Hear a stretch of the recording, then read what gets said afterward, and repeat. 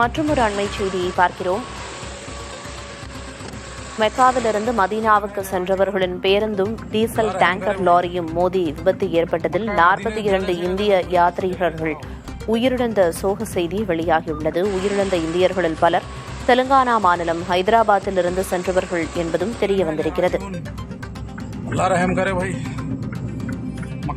மெக்காவிலிருந்து மதீனாவுக்கு சென்றவர்களின் பேருந்தும் diesel tanker லாரியும் மோதிய விபத்தில் இந்தியாவைச் சேர்ந்த 42 யாத்ரீகர்கள் உயிரிழந்துள்ளனர். உயிரிழந்த இந்தியர்களில் பலர் தெலுங்கானா மாநிலம் ஹைதராபாத்திலிருந்து சென்றவர்கள் என்பது தெரியவந்துள்ளது. சவுதி அரேபியாவில் ஏற்பட்ட விபத்தில் 42 இந்திய யாத்ரீகர்கள் மரணமடைந்துள்ளனர். 42 இந்தியர்களில் பெரும்பாலானோர் தெலுங்கானா மாநிலம் ஹைதராபாத்திலிருந்து சவுதி அரேபியாவிற்கு சென்றவர் என்ற தகவலும் தெரியவந்திருக்கிறது. மெக்காவிலிருந்து மதீனாவிற்கு செல்லும் போது இந்த துயர விபத்து நடந்திருக்கிறது.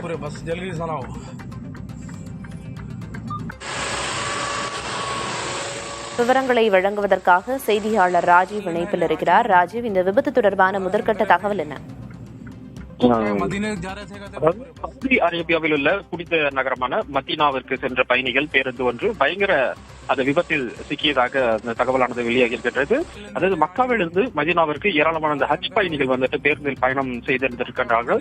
அந்த நள்ளிரவு 1 மணி அளவுல இந்த விபத்தானது நடந்திருப்பதாக முதல்கட்ட தகவல்கள் அங்கிருந்து வந்து கொண்டிருக்கின்றது. குறிப்பாக இந்த டீசல் லாரி மீது பேருந்து அதிவேகமாக மோதியுள்ளது. இதில் தீப்பற்றி அந்த பேருந்தில் வந்துட்டு இருந்த பயணிகள் வந்து ஏராளமானோர் பலியாகி இருக்கின்றார்கள். குறிப்பாக இதில் 42 இந்தியர்கள் உயிரிழந்திருப்பதாக அந்த அதிர்ச்சியூட்டும் தகவல் வெளியாகி இருக்கின்றது. உயிரிழந்தவர்களில் பெரும்பாலானோர் வந்து தெலுங்கானா மாநிலத்தை சேர்ந்த ஹைதராபாத் அந்த நகரத்திற்கு இருப்பதாக தகவலானது வெளியாகி இருக்கின்றது. இந்த சம்பவம் தெலுங்கானா மாநில மக்கள் மத்தியில பெரிதும் ஒரு அதிர்ச்சியை ஏற்படுத்தி இருக்கக்கூடிய நிலையில உதவி எண்கள் அறிவிக்கப்பட்டிருக்கின்றது. குறிப்பாக அங்க இருக்கக்கூடிய இந்திய தூதரகம் மூலமாக இந்த உதவி எண்கள் வழங்கப்பட்டிருக்கின்றது. இந்தியர்கள் உயிரிழந்திருப்பது தொடர்பாக தகவல்கள் வந்து கொண்டிருக்கக்கூடிய நிலையில சம்பந்தப்பட்ட அவங்க குடும்பத்தினர் வந்து அவர்களை தொடர்பு கொண்டு தூதரகத்தை தொடர்பு கொண்டு அவர்கள் சந்தேகங்களை வந்துட்டு தெரிந்து கொள்ளலாம் என தற்போது இந்திய தூதரகம் சார்பாக இலவச எண்களும் வந்துட்டு அறிவிக்கப்பட்டிருக்கின்றது. அடுத்த கட்டமாக தொடர்ந்து இந்திய மத்திய அரசு சார்பாக சம்பந்தப்பட்ட அதிகாரிகள், அதாவது சவுதி அரேபியாவுடைய வெளியுறவுத்துறை அமைச்சகத்துடைய தொடர்பு இருப்பதாகவும் அடுத்த கட்ட நடவடிக்கைகள் மிகுந்த விரைவில் எடுக்கப்படும் என, குறிப்பாக இந்த பேருந்து விபத்தில் உயிரிழந்தவர்களுடைய அந்த பெயர்கள் யார் யார் எங்க அவர்களுடைய விவரங்கள் முழு விவரங்களை வந்துட்டு சேகரித்து வருவதாக தற்போது மத்திய வெளித்துறை அமைச்சகத்தின் சார்பாக அதிகாரிகள் அந்த தகவலை வந்து கூறியிருக்கின்றார்கள். அதே போல தற்போது தெலுங்கானாவினுடைய அரசியல் கட்சி தலைவர்களும் தங்களுடைய இரங்கலை பதிவு செய்து வரக்கூடிய நிலையில அடுத்த கட்ட அதிகாரப்பூர்வ அறிவிப்புகள் இந்திய மத்திய அரசின் சார்பாக வெளியிடப்படும் என எதிர்பார்க்கலாம்.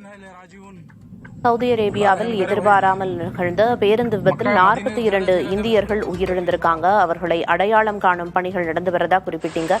விபத்துல வேறு யாரேனும் சிக்கி படுகாயமடைந்து மருத்துவமனையில் அனுமதிக்கப்பட்டிருக்காங்களா? அது தொடர்பான தகவல் ஏதேனும் வெளியாகி இருக்கா ராஜீவ்? கண்டிப்பாக இது வந்து நள்ளிரவு இந்த விபத்தானது நடந்திருக்கின்றது. எனவே முழுமையாக அந்த பேருந்தானது எழுந்திருக்கக்கூடிய அந்த நிலையில 42 பேர் வந்து உயிரிழந்திருக்கின்றார்கள். அதுவும் இந்தியர்கள் என தற்போது முதல் கட்ட தகவலானது வெளியாகி இருக்கின்றது. இதில் காயமடைந்தவர்கள் சில பேர் இருப்பதாக கூறப்படும் நிலையில அவர்கள் வந்துட்டு அங்க மருத்துவமனைகளில் அனுமதிக்கப்பட்டிருக்கலாம் என்ற ஒரு தகவல் வந்து வெளியாகி இருக்கின்றது. இருந்தாலும் அதிகாரப்பூர்வ தகவல்கள் வந்துட்டு இதுவரை நமக்கு மத்திய அரசிடமிருந்து கிடைக்கப்பெறவில்லை. இது தொடர்பாக தொடர்ந்து சம்பந்தப்பட்ட அதிகாரிகள், அதாவது சவுதி அரேபியாவுடைய அதிகாரிகள், வெளியுறவுத்துறை அமைச்சகம் அதுபோல மற்ற துறையை சார்ந்த அதிகாரிகளுடன் தொடர்பில் இருப்பதாகவும் விரைவில் இது தொடர்பான அதிகாரப்பூர்வ அறிவிப்புகள் வந்துட்டு வெளியாகும் என எதிர்பார்க்கலாம். தற்போதைய தகவல்களை வழங்கியதற்கு நன்றி ராஜீவ்.